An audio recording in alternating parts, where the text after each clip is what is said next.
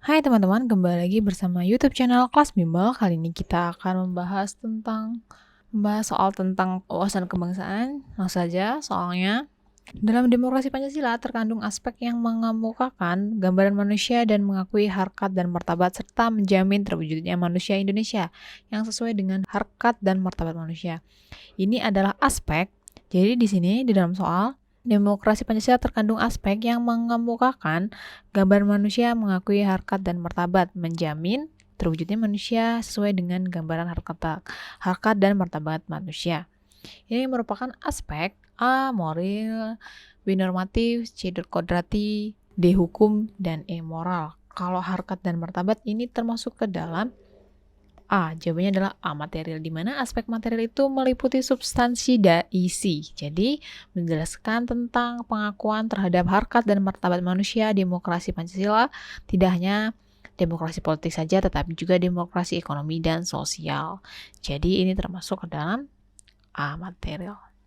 Selanjutnya, di bawah ini merupakan kondisi yang lahir dari penerapan demokrasi terpimpin adalah ciri-ciri demokrasi terpimpin. Kita harus tahu dulu ciri-ciri demokrasi terpimpin. Ciri-ciri demokrasi terpimpin yang pertama itu adanya lembaga perwakilan rakyat.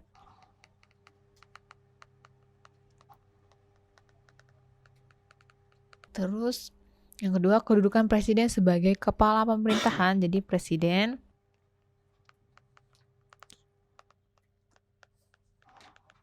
dan kepala negara. Kemudian yang ketiga, kekuasaan presiden tidak terbatas. Semua urusan negara tergantung pada presiden. Semua urusan negara tergantung presiden. Jadi jawabannya adalah B, di mana peran politik dan pres sangat terbatas. Selanjutnya, wewenang presiden sebagai kepala pemerintahan yaitu, kita lihat opsinya, A. Menyatakan keadaan berbahaya, B. Memberikan amnesti dan abolisi, C. Menetapkan kebijakan luar negeri, D. Menetapkan peraturan pemerintahan, E. Membubarkan Dewan Perwakilan Rakyat. Jadi jawabannya adalah D. Menetapkan peraturan pemerintahan. Itu merupakan wewenang dari presiden sebagai kepala pemerintahan.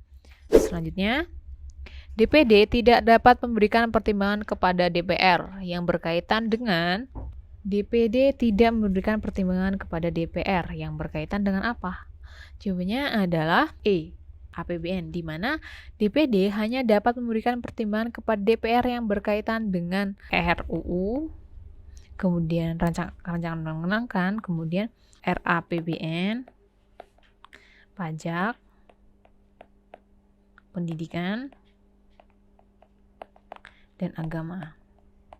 Jadi selain ini bukan.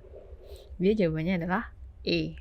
Selanjutnya, DPD dapat melakukan pengawasan yang berkaitan dengan hal-hal berikut kecuali A. Pelaksanaan Undang-Undang Otonomi Daerah, B. Hubungan pusat dan daerah, C. Pembentukan dan pemekaran serta penggabungan daerah, D. Pengelolaan sumber daya alam dan sumber daya ekonomi lainnya, E. Semua benar. Kita harus tahu dulu bahwasanya pengawasan DPD itu terkait hal apa saja. Jadi pengawasan hal DPD itu menurut Undang-Undang 1945 pasal 22D ayat 4 itu yang pertama itu melaksanakan Undang-Undang Otonomi Daerah, pelaksanaan UU Otonomi Daerah. Kemudian yang kedua itu hubungan pusat dengan daerah. Kemudian yang ketiga itu pembentukan dan pemekaran serta penggabungan daerah.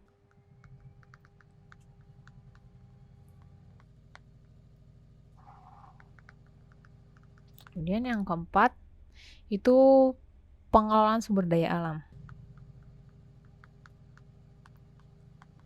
Dan yang kelima itu penerima perimbangan keuangan pusat dengan daerah.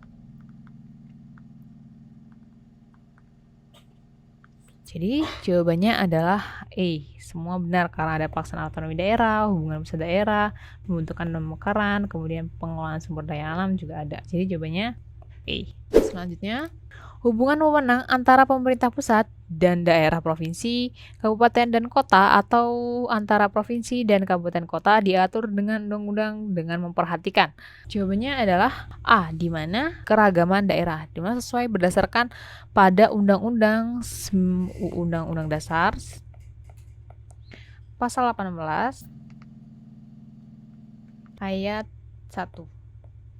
Di mana hubungan wewenang antara pemerintah pusat dan pemerintah daerah provinsi, kabupaten, dan kota atau pemerintah provinsi dan kabupaten dan kota diatur dengan undang-undang dengan memperhatikan kekhususan dan keberagaman daerah tersebut. Jadi ini sesuai dengan undang-undang pasal 18 ayat 1. Jawabannya adalah A. Selanjutnya, negara mengatasi segala paham golongan menghendaki persatuan dan meliputi segenap bangsa Indonesia merupakan kandungan dalam pembukaan Undang-Undang 1945 alinea. Jawabannya adalah A1, B2, C3, D4, E semua salah. Jawabannya adalah A1, di mana pada alinea 1 berbunyi negara melindungi segenap bangsa Indonesia dan seluruh tumpah darah Indonesia dengan dasar persatuan untuk mewujudkan keadilan sosial bagi seluruh rakyat Indonesia. Jadi kandungannya itu untuk melindungi atau mengatasi segala paham golongan menghendaki persatuan yang meliputi segenap bangsa Indonesia. Jadi jawabannya adalah A. Selanjutnya, kandungan yang terdapat dalam pembukaan undang-undang alinea ketiga adalah jawabannya adalah E. Sistem negara yang terbentuk dalam Undang-Undang Dasar haruslah berdasarkan kedaulatan rakyat dan berdasarkan permusyawaratan atau perwakilan. Pokok pikiran ketiga adalah penjelmaan sila keempat, di mana dalam sila ketiga itu yaitu negara yang berkedaulatan rakyat, yaitu berdasarkan kerakyatan dan permusyawaratan atau perwakilan.